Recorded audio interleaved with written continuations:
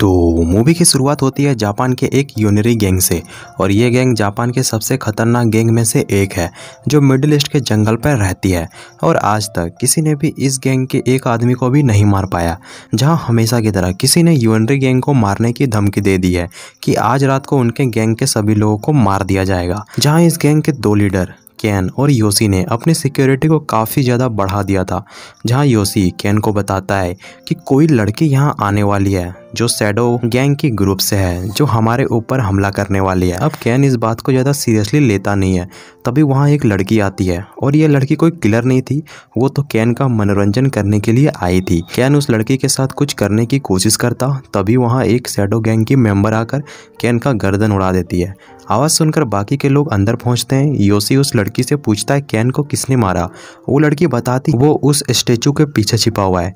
Yoshi के आदमी उस स्टेचू पे अंधाधुंध गोलियां चलाने लगते हैं। तभी इनके पीछे वही शैडो मेंबर आकर इनके ऊपर हमला कर देती है और वो एक एक करके योशी के सभी लोगों को मारने लगती है। अब इसी फाइट के बीच शैडो मेंबर जब योशी के ऊपर गोली चलाती है, योशी बीच से हट जाता है और गोली जाकर उस लड़की को लगती है जो केन को मनोरंजन करने के लिए यहाँ पे आई थी।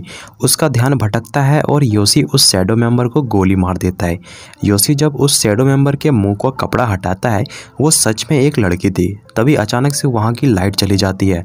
योशी समझ जाता है कि ये लड़की अकेली तो नहीं आई है। तभी एक और शैडो मेंबर वहाँ आकर योशी के सभी लोगों को चुन चुन कर मार देती है और आखिर में सिर्फ योशी बचता है। योशी उस शैडो मेंबर से पूछता है तुम हमें क्यों मार रही हो, हमने तुम्हारा क्या बिगाड़ा है। वो शैडो मेंबर बताती है कि हमें तुम लोगों के गैंग को मारने का कॉन्ट्रैक्ट मिला है। योशी उसके सामने गिड़गिड़ाता है कि मुझे छोड़ दो, लेकिन वो शैडो मेंबर उसे मार देती है। और इस शैडो मेंबर का नाम होता है उमरा। और वो अपने दोस्त नोमी के पास जाती है और उसे इंजेक्शन देती है। बुलेट प्रूफ जैकेट पहनने के कारण वो जिंदा बच गई थी, लेकिन उसे छोटी मोटी सी चोटें आई थी। अब उमरा यहाँ नोमी को गुस्से पे कहती है कि हमें जो मिशन मिलता है उसका सीधा सा मतलब होता है कि सामने हमारे कोई भी हो, हमें उससे फर्क नहीं पड़ता। हमारा काम है बस उन्हें मारना, चाहे वो दुश्मन हो या फिर दोस्त। तुम भी आज एक लड़की को मारने के लिए हिचकिचाई थी, इसलिए तुम पकड़ी गई। तुमने बहुत बड़ी गलती की है, इसलिए हम तुम्हें बेस कैंप भेज रहे हैं। उमरा नोमी को एक दवा देती है और कहती है इसे रोज खाना, तुम ठीक हो जाओगी। दोनों जब बेस कैंप में पहुंचते हैं, वहाँ उमरा का सीनियर उसे अगले मिशन के लिए ले जाने के लिए आया था। उमरा कहती है नोमी हमारे साथ अगले मिशन पे नहीं जाएगी, वो अभी तैयार नहीं है। और वो नोमी को एक हेलीकॉप्टर पर बैठाकर उसके घर भेज देती है। अब नोमी जब वापस अपने रूम पे आती है, वो काफ़ी ज़्यादा परेशान हो जाती है कि उसकी एक गलती के कारण उसे अगले मिशन पे जाने से मना कर दिया गया है। अब हमेशा की तरह नोमी जब अपने रूम की ओर जा रही थी, उसे सीढ़ियों पे एक लड़का दिखता है जिसका नाम मोंजी था। और वो अपनी माँ को उठाकर रूम पे ले जा रहा था क्योंकि उसने बहुत ज़्यादा ड्रग्स ले रखी थी। अब नोमी इस बात को ज़्यादा ध्यान नहीं देती है और वापस अपने रूम पे चली जाती है। अब अगले दिन नोमी बेसमेंट में जाकर उमरा को कॉल करती है, लेकिन सामने से कोई भी रिप्लाई नहीं आता। दरअसल नोमी जानना चाहती थी कि आखिर उसे आगे पे क्या करना है। अब रात पे नोमी जब अपने रूम पे सो रही थी, उसे मोंजी के घर के बाहर से आवाज़ें सुनाई देती है। नोमी जब दरवाजे से देखती है, जहां मोंजी के घर के बाहर बहुत सारे लोग खड़े थे जो मोंजी की माँ को मार रहे थे। नोमी इस बात पे ज़्यादा ध्यान नहीं देती और वो वापस रूम पे सो जाती है। अब सुबह जब नोमी रूम से बाहर आती है, वो देखती है मोंजी की माँ मर चुकी है। जहाँ पुलिस वाले उस बॉडी को अपने साथ ले जा रहे थे और वो कुछ एक्शन भी नहीं ले रहे थे, यानी पुलिस वाले भी उन गुंडे से मिले हुए थे। अब रात पे नोमी जब खाना खा रही थी, उसके पास मोंजी आता है और उसका खाना खाने लगता है। नोमी भी उसे कुछ नहीं बोलती। नोमी मोंजी से पूछती है कल रात तुम्हारे घर पे कौन आया था। मोंजी बताता है वो कस्टमर थे जिन्होंने मेरी माँ को ड्रग्स की लत लगाई थी और कल रात उन लोगों ने मेरी माँ को नशे की हालत पे गलत काम करके मार दिया और पुलिस वालों ने रिपोर्ट पे डाल दिया कि मेरी माँ ने ड्रग्स का ओवरडोज लिया है। इतना बोलकर मोंजी रोने लगता है।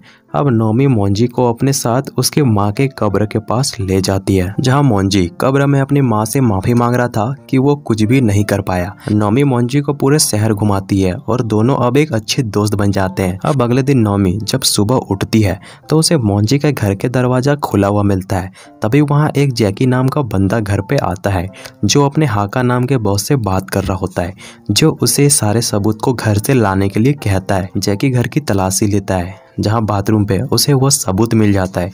तभी वहाँ नॉमी आ जाती है और वो जैकी से पूछती है मोंजी कहाँ पे है।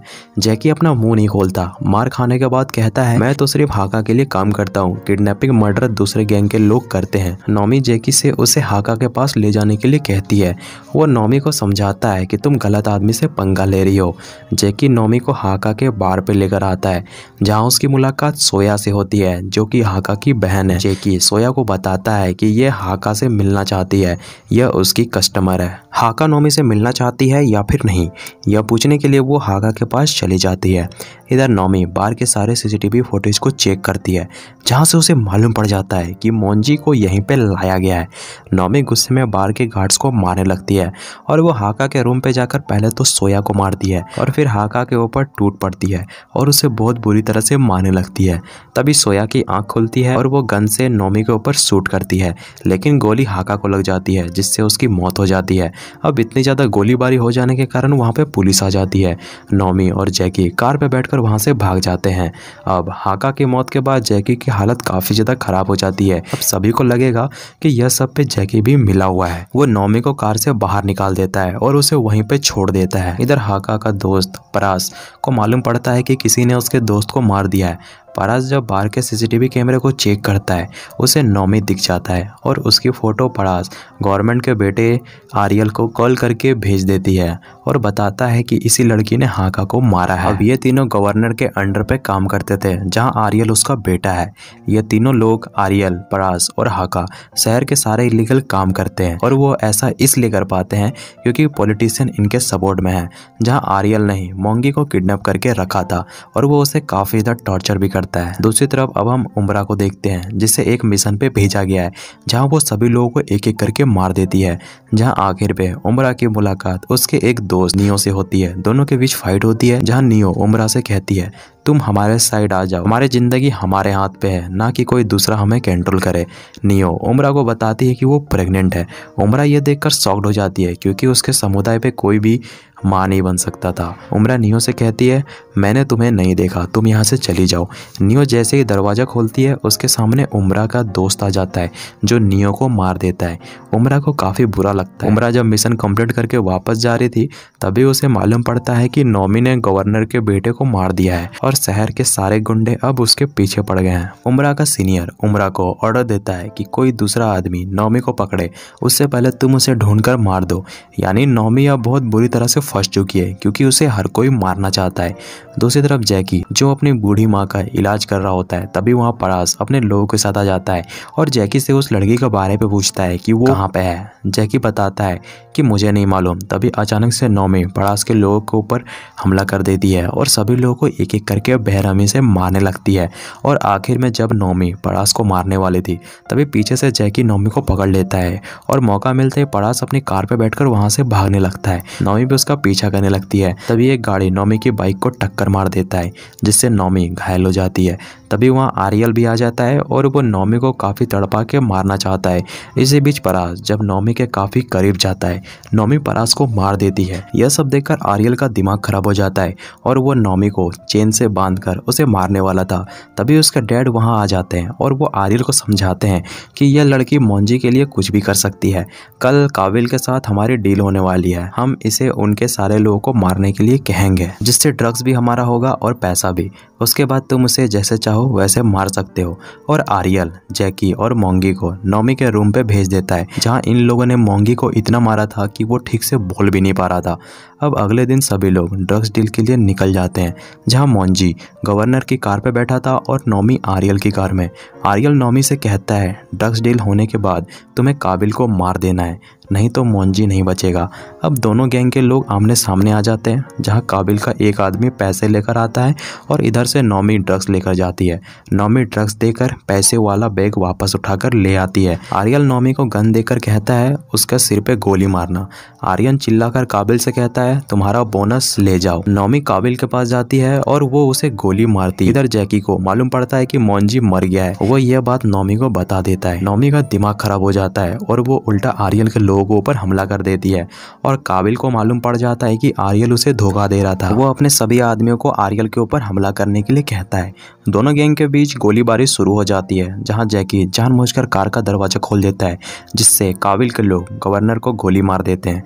यह बात जब आर्यल को मालूम पड़ता है कि उसके पिता की मौत हो चुकी है और वो मशीन गन निकालकर सभी के ऊपर शूट करने लगता है और आखिर में काबिल को भी मार देता है और उसकी फाइट नोमी से स्टार्ट होती है, जहां नोमी आर्यल को आसानी से मार देती है और इधर जैकी सोया के ऊपर गाड़ी चढ़ा देता है। सभी को मारने के बाद जैकी और नोमी मोंजी की डेड बॉडी लेकर वहां से निकल जाते हैं।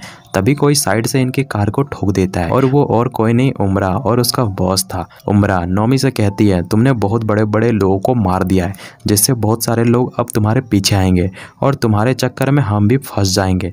उमरा नोमी को शूट करने वाली थी, तभी बीच में जैकी आ जाता है। वो लोग जैकी को शूट कर देते हैं। मौका मिलते ही नोमी वहां से भाग जाती है। शैडो गैंग का एक मेंबर टोएका नोमी का पीछा करता है और उस पर हमला कर देता है। दोनों के बीच खतरनाक फाइट होती है, जहाँ टोएका काफी ताकतवर था, लेकिन नोमी का बॉडी फ्लेक्सिबल होने के कारण वो टोएका को मार देती है। तभी वहाँ उमरा आ जाती है और दोनों के बीच यहाँ पे अब खतरनाक फाइट स्टार्ट होती है, जहाँ नोमी उमरा को काफी हद तक घायल कर देती है। लेकिन लास्ट पे उमरा नोमी के गर्दन पे चाकू रख देती है, लेकिन वो नोमी को मारती नहीं है। तभी पीछे से उसका बॉस वहाँ पे आ जाता है और वो उमरा को नोमी को मारने के लिए कहती है, तो उल्टा उमरा अपना चाकू अपने ही बॉस को मार देती है, लेकिन उसका बॉस उमरा को गोली मार देता है और इधर नोमी अपने बॉस के ऊपर गोली चला देती है। आखिर पे उमरा नोमी को बताती है कि तुम मुझे एक मिशन के दौरान मिली थी और मैंने तुम्हारी माँ को बहुत बचाने की कोशिश की, लेकिन वो बच नहीं पाई। और इतना बोलते ही उमरा की मौत हो जाती है। नोमी उमरा की बॉडी को जमीन पे दफना देती है। तभी वहाँ एक शैडो मेंबर 14 आ जाती है, जो नोमी से कहती है, अगर मैंने तुम्हें मार दिया तो तुम्हारा 13 पोजीशन मेरा हो जाएगा। नोमी 14 से कहती है, मुझे मार दो, मेरे पास अब खोने के लिए कुछ भी नहीं बचा। तभी वहाँ अचानक से एक आदमी आता है और वो 14 के ऊपर गन तान देता है और कहता है, क्या हो अगर मैं तुम्हें हमेशा के लिए गायब कर दूं। 14 वहाँ से चली जाती है। वो आदमी नोमी को बताता है कि शैडो ग्रुप का असली लीडर मैं हूँ और वो आदमी नोमी से कहता है, अब से तुम्हारा पोजीशन नंबर 1 पे है। और इसी के साथ मूवी यहीं पे एंड हो जाती है।